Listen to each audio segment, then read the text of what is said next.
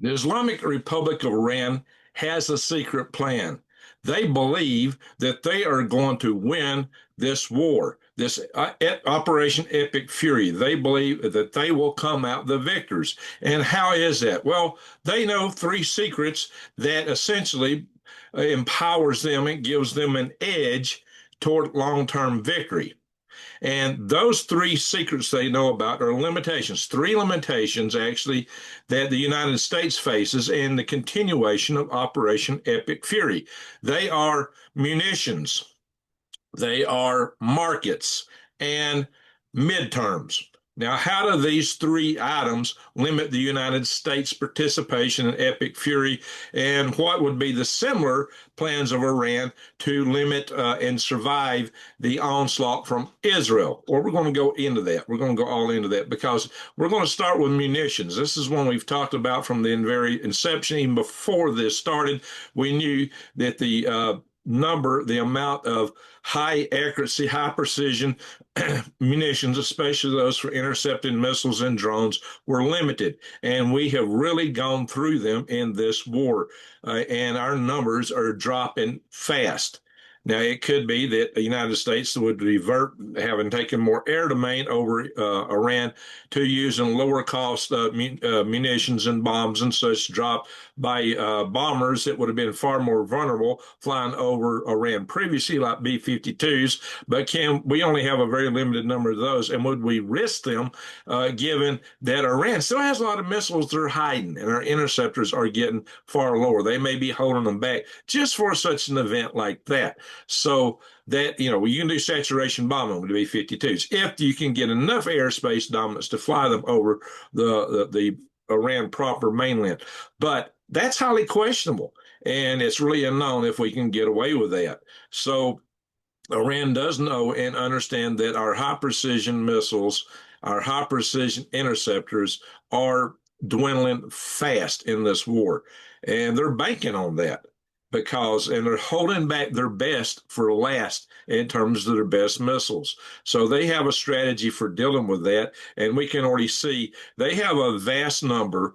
It's been estimated by some accounts, tens of thousands of Shahed drones. They also have a large number of shorter range ballistic missiles that could be used to inhibit traffic through the Strait of Hormuz, boats, fast boats, robotic fast boats, torpedoes, and other types of armaments they could bring to the plate and really make mayhem on our plans. And the fact that we are running low on these critical munitions, that puts a hard limit on what we can do and how fast the United States has got to get the job done. This may be part of what's got in fact, the Trump administration looking into and evaluating scenarios for boots on the ground. But Iran thinks they can outlast that because there's a couple of other items that also weigh in against the United States Epic Fury operation. The second one we'll touch on is markets. The problem with markets is that inflated fuel costs due to the restrictions on the Strait of Hormuz is impacting not only fuel, natural gas, but fertilizers through the less amounts of the constituents for making nitrogen for fertilizers, through the limitations of sulfur going through the Gulf, very severe limitations on agricultural inputs, which would drive food costs up months from now when you'll sit in your grocery store when you'd be expecting to see harvest of these products. And there could be shortages to boot, not only higher costs, but shortages. So these are two critical elements. And as markets go sour, jobs might get lost. People are paying more out of their pocket just for gas at the pump, and we're already doing that. Consumers have less spending power, which puts downward pressures on the economy overall, which also threaten employment. And so all these things cascade, and the companies feeling the pains of this might change their political positions on who they fund in campaign elections and things like that.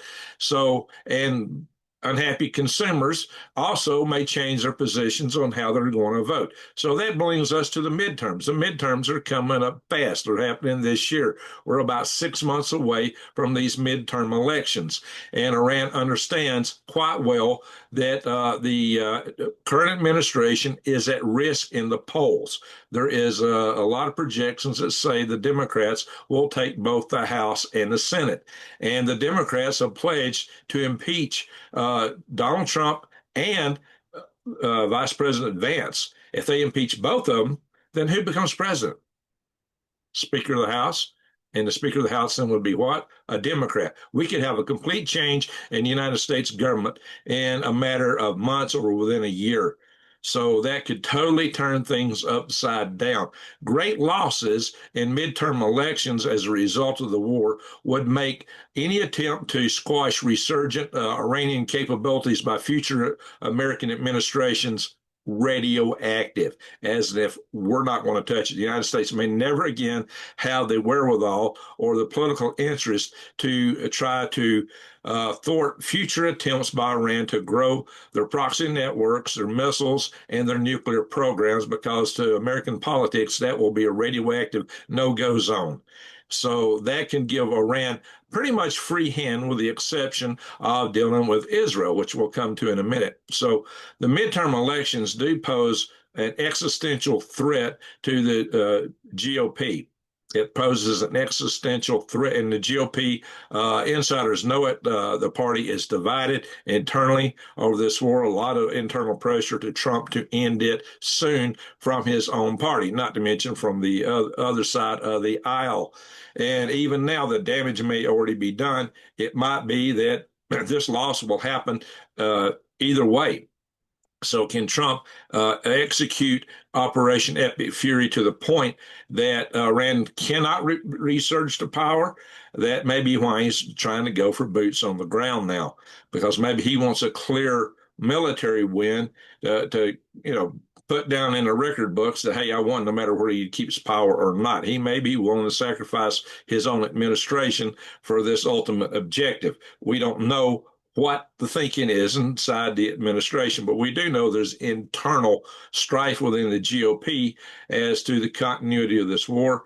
The MAGA crowd, pretty much, according to polls, is right now 100% behind Trump in the continuation of this, but that's not sufficient because you got to win a lot of independents. That is not sufficient to keep the administration in power, and a lot of the independents and a lot of the people that voted for Trump in this last go-around are talking to, hey, I don't want anything else to do with them. I'm hearing this from a lot of them, just personally talking to me, and you can see it in other chats and areas. So this puts the GOP at existential risk, and it could mean our borders get wide open again, and a lot of other things return, new Green Deal stuff.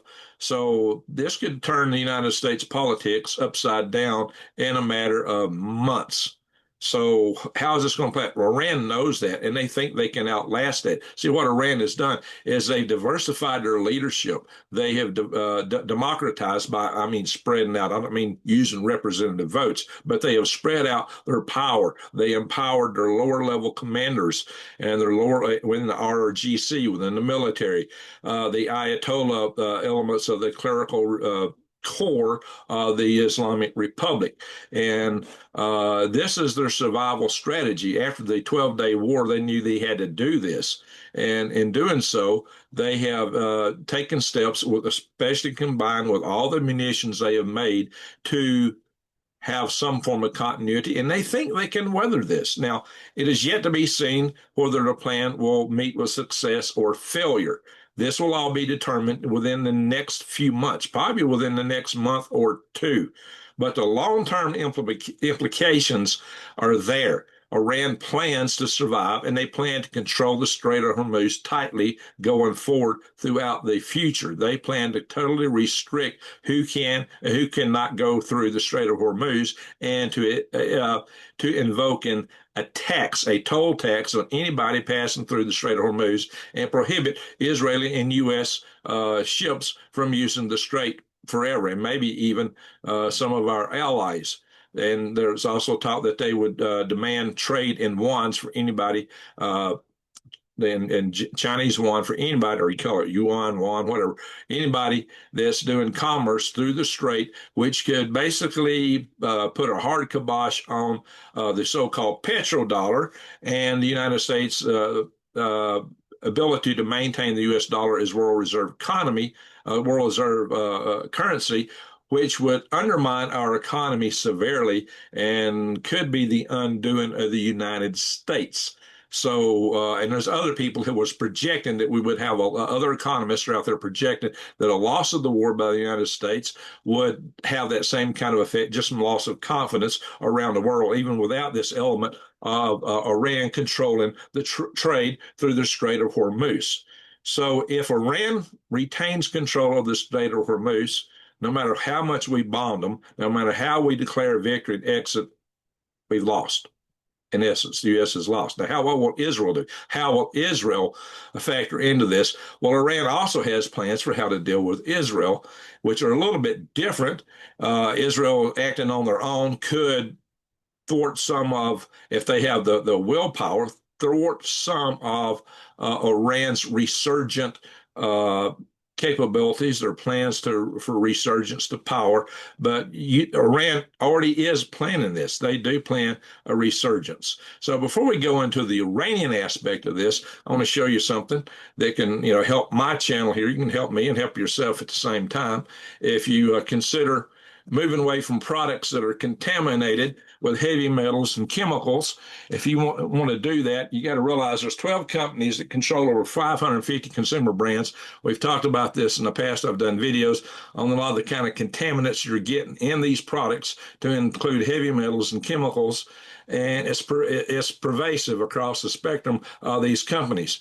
So, and you got to bear in mind that these companies are primary controlling stock is owned by the three asset management companies, principally BlackRock. So, if you want to keep your votes for BlackRock and these companies, just keep buying their stuff. You're not doing yourself any service, and you are at the same time. My share screen is caught up here. You are at the same time doing no favor to your family through all the chemicals and heavy metals and other contaminants you're getting in these products, and you're putting in and on your body as it's going in your bloodstream. So I come up with a way to get away from that. I've created this website, switchwithgreg.com. This is my website. I built it myself, and this information just goes to me, and I've got an assistant that helps me by contacting you guys to bring you on board this new system. So you can switch away from the big stores, switch away from the contaminated products to a family-owned manufacturer that has comparable prices for clean products like this. They're non-toxic. Even the cleaners are plant-based. So, and they're extensively tested for safety. So you support American jobs, American families. It's all made right here in the good old US of A. So you can come in here and check out some of this stuff. If you go to switchwithgreg.com and just fill out this form and hit submit, and your information is going nowhere else. Well, I will not sell it to anyone under any circumstance. So you can see the price of oil is indeed going up. So this is hitting the markets, guys. This is what I'm talking about. And Iran is planning to control the Strait of Hormuz in perpetuity. So this is what this is all about, how they plan to impose their tolls, which would help fund their resurgence, among other things. So you've got to pay attention to this, my friends. This is something that it puts our world at a lot more risk than a lot of people appreciate, because we just seen Iran tell us from their foreign minister, Eric Garcia. He said, hey, all our ballistic missiles are capped with a maximum range of 2,000 kilometers, and Iran just suddenly launched missiles toward Diego Garcia with a 4,000-kilometer range, which proves Iran was lying. Their missiles are far more capable, and the Donald Trump administration is telling us that their intel has told us that Iran was indeed developing intercontinental ballistic missiles. We do know they can launch satellites, which a satellite launcher is essentially the capability of an intercontinental ballistic missile. So you can't rule out that as a possibility for what Iran is doing. Now, one of the reasons that Iran probably has, Iran's got a lot of strategic capabilities and their proxy groups and their sleeper cells. Their sleeper cells could do untold damage here in America, but they've not unleashed them. And one of the reasons they've not unleashed them, according to other sources I'm beginning to hear and see from now, is that they do not want to evoke the ire of the American public, which would make America like 9/11 just scream for boots on the ground that might actually end the regime. They do not want the regime to end. So they're not going to go to that extent at this point in time. Now, if we put boots on the ground, that might change that possibly, especially if they think that there's actually a true existential threat to their existence. They don't see that right now because they do think they can survive this. They do think they can outlast it, at least in terms of the American involvement. Now, Israel by itself could do a lot of damage to Iran in the future. But they've got a plan for dealing with Israel too. Their plan for dealing with Israel is essentially, they would rebuild their deterrence, proving Israel cannot strike again without pain. They've already shown that they have very capable high precision missiles. Now they have these MIRV warheads. What MIRV is, multiple independent reentry vehicles. That means that one missile comes in and the shroud comes off, and you got all these different warheads from one launcher, and they come off. And some of their missiles aren't even launching; they're launching like scads of submunitions, kind of like an ATACMS. Interceptors, you can't possibly deal with that. And Iran too has a munitions problem. Iran's seeing some market instabilities, and they do have their own elections internally, so they're trying to up the cost to Iran by hitting back. And what they've shown is they can continue to hit back, and they will be able to hit back farther and harder. So they're also looking to reconstitute their proxy ring, those other organizations that they like to rely on to be able to strike at Israel from all sides, such as the Hezbollah organization, the Houthis, the Iranian militia, the Iraqi militias, which are Shia militias in Iraq, and Hamas. So they are trying to rebuild these, and they're trying to make them more survivable, where they're also like the IRGC now in the Iranian military, where they're more diverse in command structure, so that they can continue to operate even with decapitation of leadership, which has been Israel's main forte, is thinking that they could end these regimes, they could end these militia groups, they could end these proxies by taking out the heads of the organizations. So what we see, Hamas is still operational. They have been degraded, but they are operational and resurgent. They've been putting strikes into northern Israel. So this ability to hit back not only from Iran but from proxies is a threat to Israel that could continue.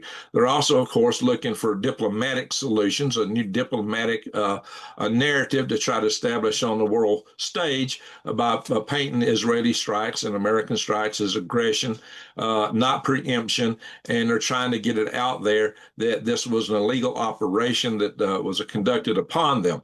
So they're trying to also hold global energy hostage, and that may affect allies of Israel, though Israel is really isolating themselves and not caring as much about what the other side comes up with. But and they're looking at accelerating the hardening and dispersal and concealment and redundancy of Iranian military assets, their missiles, their nuclear program, their drones. They're going to be spreading this stuff out further. As we know, it's already very spread out in underground tunnels. They will continue that. They'll rebuild new launchers, and so they will continue in that direction. They're also hoping that just the war fatigue amongst the allies will weigh in their favor. So they're trying to create friction with other Gulf states. But so far, that has blown back. Those Gulf states seem to be aligning more with Israel. And the more they get struck, they're really thinking about hitting Iran in their line. So some of Iran's plans may not be working fully, but they may change their approach to how they do that to try to flip these Gulf Coast states. So we'll have to see if they can make that flip. So far, that is one area that they're not really doing too well in. So and they're looking at painting the prospects of retaliation beyond the borders of Israel and outside the Middle East now with their ability to strike further. Now they've showed their cards. They've played their cards that they have missiles that can reach much further than 2,000 kilometers by putting two missiles toward Diego Garcia. Garcia, that's a big signal, if nothing else. Hey, we can strike further. Whether that was intent to actually be a full-blown attack, it probably was on Diego Garcia, but they have demonstrated now that they can bring a lot of other countries into their target range and may make them more squeamish about their support of resurgent Israeli strikes against a resurgent Iranian regime. But primarily, the biggest thing might be the rush to the bomb. Iran may make a much quicker, harder resurgence toward building a bomb. There was, it's been alleged there's a fatwa against actually building the bomb, but all the other fatwas from the Ayatollah regime were written. This one was never written, it was verbal, which really makes you wonder about it. Well, the hardliners in the IRGC always apparently was trying to pressure Ali Khamenei, the previous Ayatollah who met his demise at the inception of the war, to go forward with full scale with the development of the bomb. He was seemingly reluctant to go there. They really wanted it to happen. But now the new Ayatollah, Mujtaba, the son of Ali Khamenei, is pretty much one of their guys in terms of being in support of the hardline IRGC. He is essentially their puppet. And so we can expect that push will be more urgent now, especially given the gravity of the type of attacks that have occurred upon them. So you can expect them to make a hardcore rush for the bomb if they weren't really developing an intercontinental ballistic missile, it is more likely now they may pursue that. And they would be doing it with a backdrop where there's going to be United States of America if they succeed. If they succeed and we pull out and they are surviving, then they will be much more likely to pursue that. The United States probably won't do anything about it other than maybe try to pursue diplomatic channels, maybe sanctions. But how much can we sanction them when they got their grip on the jugular veins of our global energy and fertilizer supply routes? Not only that, we're talking plastics and helium. Helium also comes out of Qatar. Helium is widely used in the development of electronics. So there's a lot of critical resources that are at risk that can gravely impact the world economy. And with Iran having a chokehold on the Strait of Hormuz and access to these resources, they have a clear upper hand that may limit our ability to impose sanctions in the future. So Iran may come back far stronger. It might take them a few years to get there, but a resurgent Iran could be far more dangerous than the Iran we saw before. I'm not a person advocating war, but I do say if you know you're going to have a war, if it's inevitable, you need to fight it on your own terms. Iran was producing missiles at a higher rate and on the verge of getting from China missiles that were built specifically to take out aircraft carriers. So that may be a part of why the attack occurred when it occurred. It might have been the view that this was the last best chance. But no good plan survives first contact with the enemy. Therefore, it has to be observed that we don't know how this is going to come out yet. The Trump administration is planning apparently at least weigh-in options for trying to seize the nuclear materials from Iran. Those are extremely risky operations. I've talked about them in my previous video, the live session I did in the wee hours this morning. We do not know if we could succeed with that or not. That is extremely difficult to do, given that this enriched material is in gas form inside the centrifuges mixed in with hexafluoride. So you got uranium hexafluoride, which is extremely toxic without the uranium in it, but with 60% enriched uranium. And it's very delicate stuff that you would be trying to extract in the middle of a war operation. Extremely difficult to do. And it would require a lot of troops that would have defensive perimeters and defend their operations while they're digging essentially with heavy equipment. Exceedingly difficult to do. We do not know if that could be successful or not. We put a lot of lives at risk. Failure could also put a lot of lives at risk. So it might be that Iran plans to seek the bomb as deterrence to stop Israel. That would probably be their main objective, is to say, Israel, it's just too expensive for you to mess with us now. Well, Israel, is that a message Israel will take away, or is it not? We do not know at this point in time how Israel would respond. So the weak point in Iran's plan is obvious, that Israel could conclude the opposite and keep striking at Iran. We know they've had no shortage for willpower to strike upon us. They call it, once they've taken out the heads and keep going back to hit them again and again and again, they call it mowing the grass. Well, Israel continue to mow the grass in Iran, or will it be deemed too expensive by them to do so? At this point in time, we do not know. We are moving into an age of great uncertainty where the geopolitical perils to the world are just getting higher and higher. Iran is a proxy for both Russia and primarily China. China put a lot of money back in the Iranian regime when they had some strong economic uncertainties in the past. Well, Iran still has that. But Iran in the entire East faces a bigger geopolitical challenge, and that is water. And the water problem there is, it may lead to the entire demise of the entire East. I will cover that in the future, but there's many challenges facing us here, and even that one has its downsides for the entire world. It's not just the East. There can be blowbacks globally for the kind of catastrophe that the East is facing today. So I'm going to keep bringing you more news on these things because it just gets more interesting every day. And I say interesting as in the Chinese proverbial curse, may you live in interesting times. I think we're there. We are living in interesting times indeed. So stay tuned to this channel for more updates. If you're not checked, make sure you're subscribed. If you're subscribed, because this platform, YouTube unsubscribes some of my most loyal, avid watchers and listeners daily. So make sure you're still subscribed. And if you do subscribe, bang the bell and click all. And keep watching. And for another video on all these happenings, click right here. I will post another video here for you to watch it. You'll see a tag come across. And I just want to say thank you all for watching. And with that, Greg out.